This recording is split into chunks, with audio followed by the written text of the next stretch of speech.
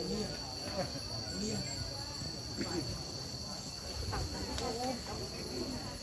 ชิญน้องโปรจานเขาไปยืนเป็นแถวให้เป็นระเบียบจบงามเนาะ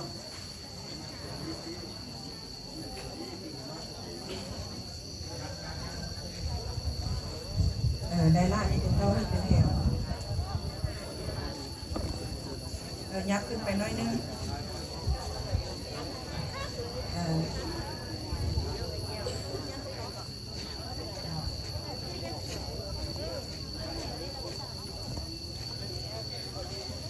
ข้าพเจ้านางพิมพรจันทวงศ์กลางหน้าให้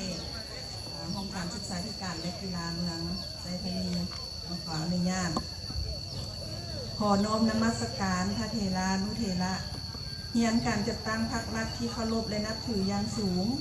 เฮียนบรรดาทานแขกที่มีเกียรติญาติพี่น้องเพื่อนมิตรสหายที่ฮักแพงทั้งหลายข้าพเจ้าต่างหน้าให้การจัดตั้งทางห้องการศึกษาธิการและกีฬาเมืองไซธานี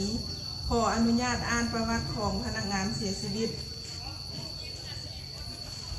ชื่อและนามสกุลทานแกงเพชรไพวันเกิดเมื่อวันที่10 เดือน 6 1960ที่บ้านแกงไทยเมืองไซธานีแขวงนครหลวงเวียงจันทร์ปัจจุบันอยู่พันโพนไฮคำเมืองไซธานีนครหลวงเวียงจันทร์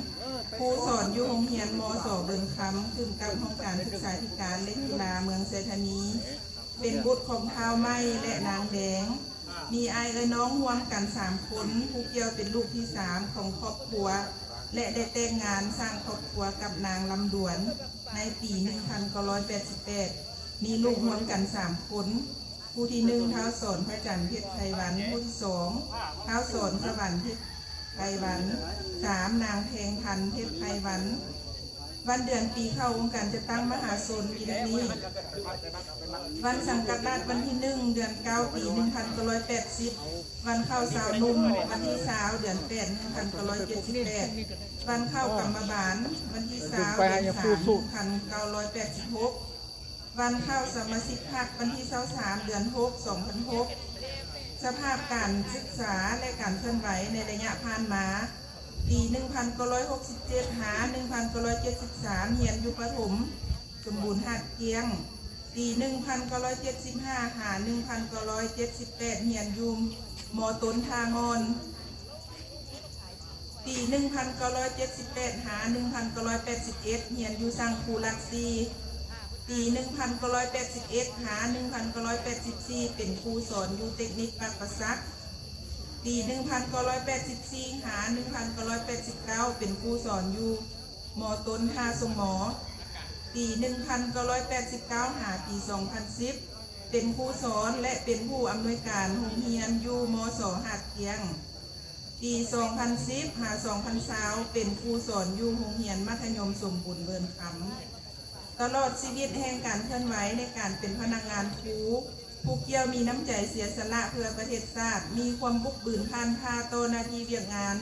มีแนวคิดสร้างสรรค์กล้าหาญกล้าทำและกล้าแสดงออกมีความรับผิดชอบสูงต่อหน้าที่เวียกงานเฮ็ดรอดหน้าที่ตามการมอบหมายของการจัดตั้งเป็นผู้ที่มีความห้าวหันมีจิตใจกว้างขวางเอื้อเฟื้อเพื่อแผ่ต่อหมู่คู่มีมนุษยสัมพันธ์ดียากก็บุกทุกข์ก็สู้มีจิตใจสงวนมากในอาชีพครูตลอดมาก็กับผลงานการเคลื่อนไหวผ่านมาของสหายได้รับการย่องย่อหลายครั้งจากองค์การจัดตั้งดังนี้ได้รับการย่องย่อจากเจ้าของนครหลวงเวียงจันทร์4 ใบได้รับการย่องย่อขั้นกระทรวงศึกษาธิการและกีฬาจำนวน5 ใบอำนวยการโรงเรียนอุดมเบิร์นคำพี่น้องเมื่อที่ขอเนาะครูบาอาจารย์ก็มาไว้อะไรดวงวิญญาณของท่านแกงเพชรไพวันขึ้นสู่สุคติว่าขึ้นสู่สวรรค์ชั้นฟ้าดาวดึงพี่น้องเนาะครูบาอาจารย์มามากหลายตาพี่น้องเนาะมาร่วมงานสารพัดศพของท่านแกงขอเจ้าท่านดวงวิญญาณของท่านแกงขึ้นสู่สุคติขึ้นสู่สวรรค์ชั้นฟ้าการจะตั้งอ่านประวัติย่อของท่านแกงเพชรไพวันเนาะอ่านประวัติย่อคือเนาะที่สาราเยือนบ้านพนุคำก็ละอ่านเนาะก็จะตั้งอ่านประวัติย่อของท่านแกงเพชรไพวันเนาะพี่น้องที่ต่างเด้อ ปิ้นปัวจนสุดความสามารถแต่บ่อาจกอบกู้เอาชีวิตของผู้เกี่ยวไว้ได้พวกเฮาครูทั่วนครหลวงเว้ารวมเว้าเฉพาะก็คือครูทั่วเมืองไชยธานีมีความเศร้าสลดใจในการจากไปของสหายแกล้งคำเพชรไพวันโดยบ่มีวันจะหวนคืนมาหาพวกเฮาอีกแล้วสิ่งที่เหลือไว้มีเพียงผลงานคุณงามความดีของสหายพวกเฮาจะขอจดจำจะลึกไว้ชั่วกาลนานพวกเฮาจะขอตัดขาดความเป็นมิตรเป็นสหายเป็นอ้ายเอ้ยน้องนับแต่วินาทีนี้เป็นต้นไปขอให้ดวงวิญญาณของท่านจะได้เป็นห่วงเป็นใยการจะตั้งพรรครัฐพ่อแม่ญาติพี่น้องจะสืบโตดูแลเบิ่งแยงและให้การช่วยเหลือครอบครัวของสหายสุดความสามารถขอให้ดวงวิญญาณของสหายแกล้งคำเพชรไพวันจงไปสู่สุคติโดยเทินในวาระสุดท้ายนี้ขอเชิญบรรดาท่านแขกที่มีเกียรติเพื่อนมิตรสหายอายน้องทั้งหลายจงพร้อมกันลุกขึ้นเพื่อไว้อาลัย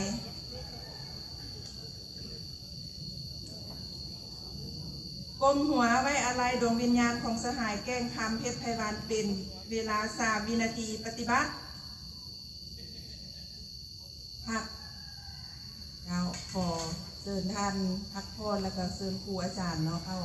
พักพรประจำที่ การประวัติย่อ และอัน ข ดั อบ ง ต่อ ท่าน ไปนี้เนาะ แกงเพชรไพวันก็จบพิธีเนาะต่อไปมอบพิธีเป็นศาสนาเฮาบัดนี้เนาะการประวัติก็จบแล้วพี่น้องเนาะ ในรายการนี้ให้ทางศาสนาเนาะ